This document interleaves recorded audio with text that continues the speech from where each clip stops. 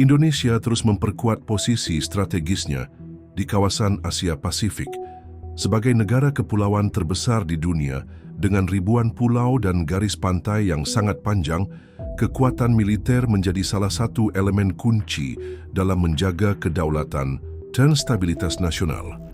Dalam laporan Global Firepower 2025, Indonesia menempati peringkat ke-6 dalam daftar kekuatan militer terbesar di Asia Pasifik. Posisi ini menempatkan Indonesia di atas Australia, Vietnam, dan Thailand. Namun masih di bawah Pakistan, Jepang, Korea Selatan, India, dan Tiongkok.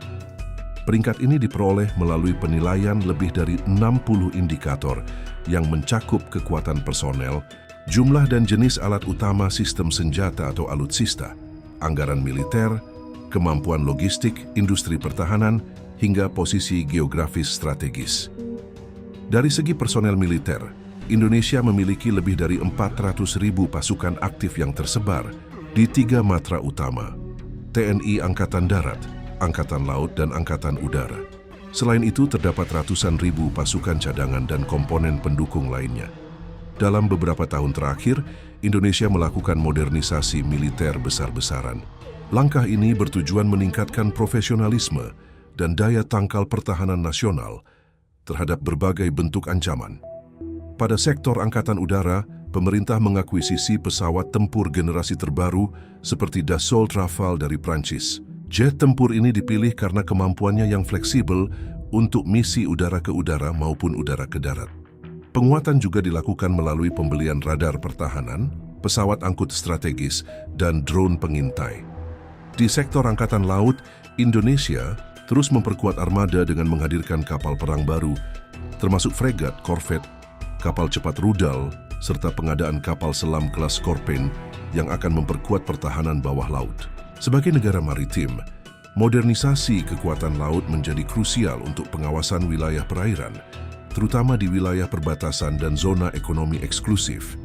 Sementara itu, Angkatan Darat diperkuat dengan kendaraan tempur lapis baja, sistem artileri, serta latihan rutin dalam berbagai skenario tempur. Satuan elit seperti Kopassus dan Raider juga terus ditingkatkan kemampuannya untuk menghadapi ancaman non-konvensional, termasuk terorisme dan konflik asimetris.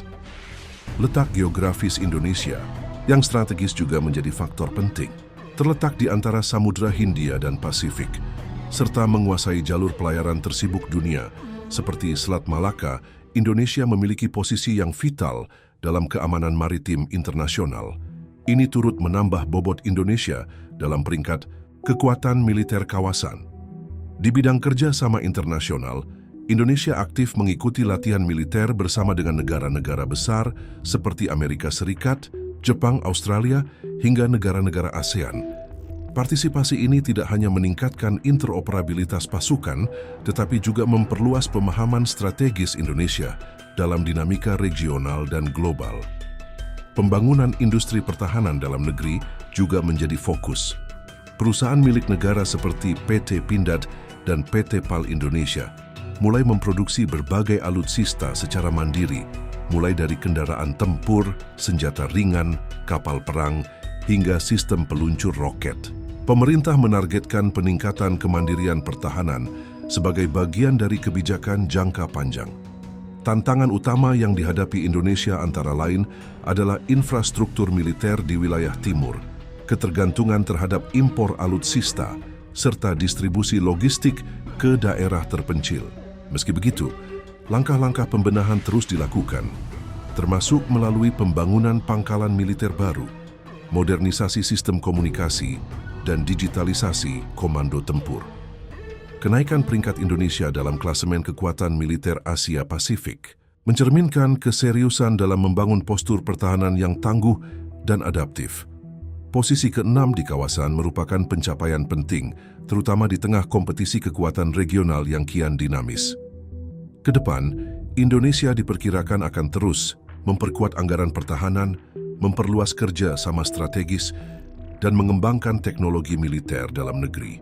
Langkah ini sejalan dengan visi membangun kekuatan militer yang profesional, modern, dan berwibawa. Dengan tantangan geopolitik yang terus berkembang di Asia Pasifik, kehadiran Indonesia sebagai kekuatan militer menengah yang stabil menjadi harapan untuk menjaga keseimbangan kawasan. Kekuatan militer bukan semata alat tempur, tetapi juga instrumen diplomasi dan pertahanan kedaulatan.